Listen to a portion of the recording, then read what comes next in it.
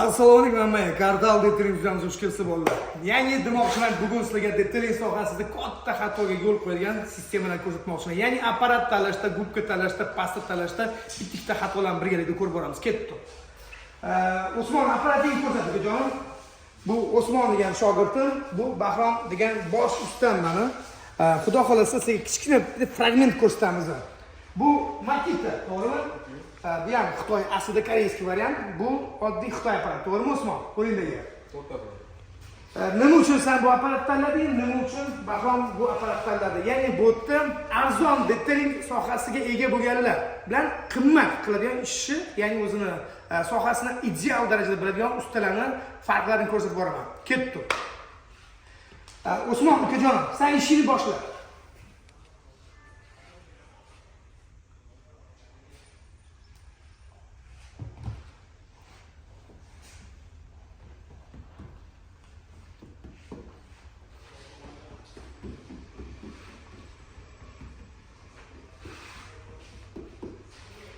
Boshla ishing.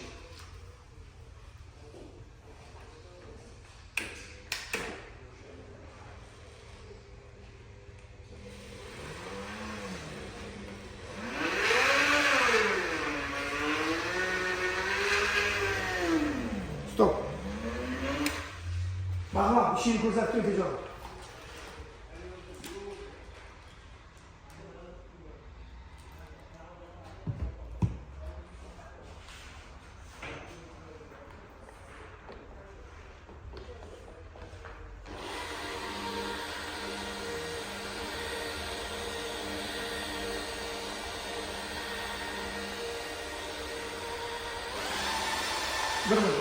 Endi nima demoqchiligimni tushundinglar, to'g'rimi?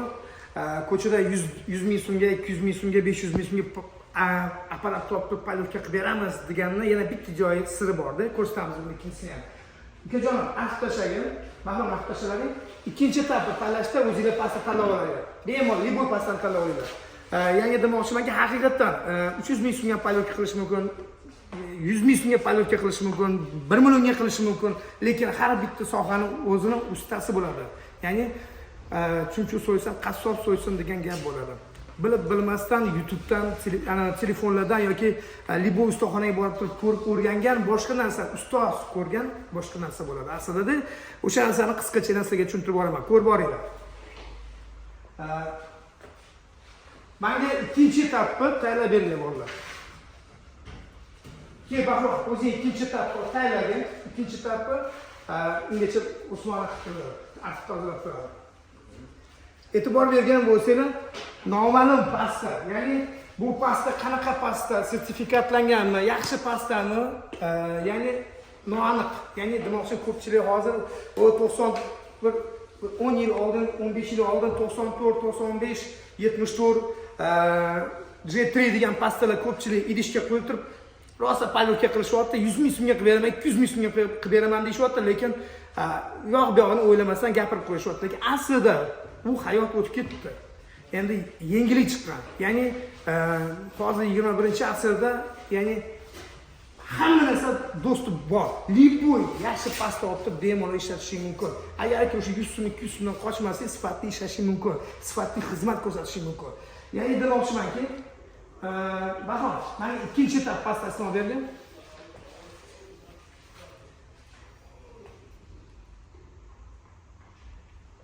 Qilib, Usmon, pasta tanlaganda o'zingga. Ikkinchi etapni pastasini menga qilib.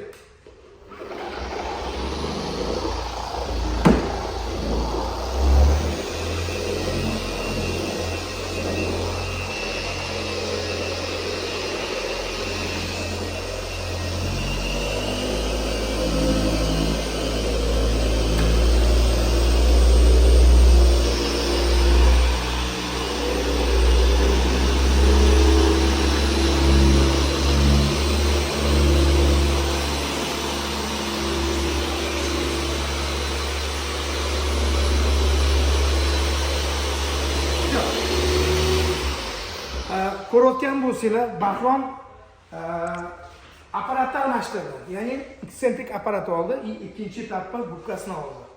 Ya'ni o'ziga yarasha xos bo'lgan pastani tanladi. ukajonimiz ham yomon pasta tanlagani yo'q, lekin xato qatida bo'lyapti, bilasizlarmi? Birinchi etapda ham, ikkinchi etapda ham xuddi o'sha holat, ya'ni pastani olyapti, surib qo'yapti. Bu juda katta xato.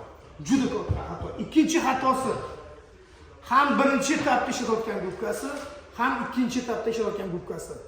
Men hozir indamasam, buni uchinchi etapga ham ishlatadi. Javob beraman.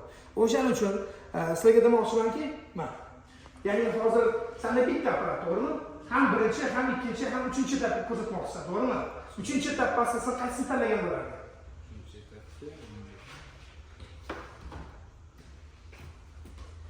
Men tavsiyam senga rupisni yoki giyoni tanlashni tavsiya beraman. Uchinchi etapda. Ya'ni bu haqiqatan sifatli pastalar. Oldingi 94-95 uchayam pasta yo'qolib ketdi уже. Bor, уже sifati o'zgardi. Lekin hozir ya'ni yangilangan variantlari ulshonli variant, ya'ni sifatli narsalar do'konda bor. Ya'ni ko'chadagi o'sha 200 ming so'm, 300 ming so'm, 400 ming so'm qo'ygan akalar hammasi mana shunaqa dешевый pastadan foydalanish aniq. O'shaning uchun bolalar aytaman, Bahrom ukajonimiz rupis, ya'ni eksentrik tanlagan. Ukajon eksentrik olgan. Eksentrikni aslida kamida 150, 130, 200, 300 dollar atrofida. Shu narsani olib turib, mana shu yurtimizda mana shu mijozlarimizga xizmat ko'rsatadi. Ya'ni to'g'risini aytaman, tanlayotgan pastasi har bitta pastasi 30, 40, 50 dollar atrofida. Lattasi ham kamida 15-20 ming so'm pul.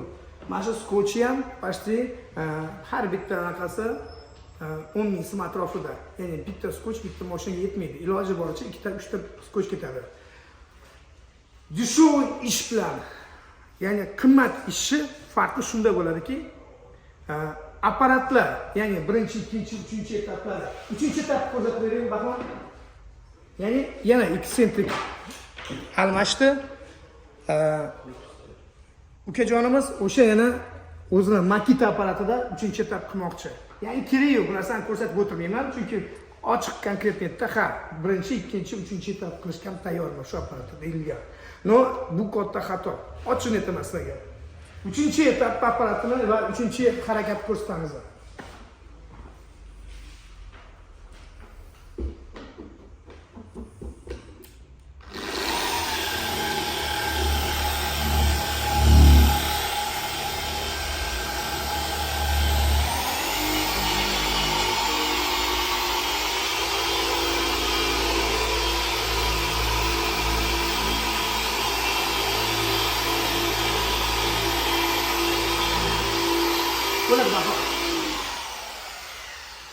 Bu apparatimizda уже o'rgangan, bu apparatimizda уже gubka almashdi. Uchinchi etapga, hatto bir-biriga o'xshaydi, lekin bu uchinchi etap gubkasi, bu ikkinchi etapga. Apparatni ishlayotgan paytda iloji boricha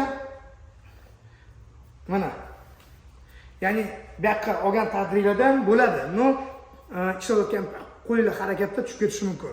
Iloji boricha mana shunaqa qilib bemalol ishlatsanglar bo'ladi. Mana shunaqa narsalarda xatolikni ko'p chilik bo'lib qo'yapti. Bu ham mana hozir Bahrom uchinchi chetga apparati, gubkasi, ya'ni rupis qaysi pastani tanladingiz? Rupis pastani tanladi.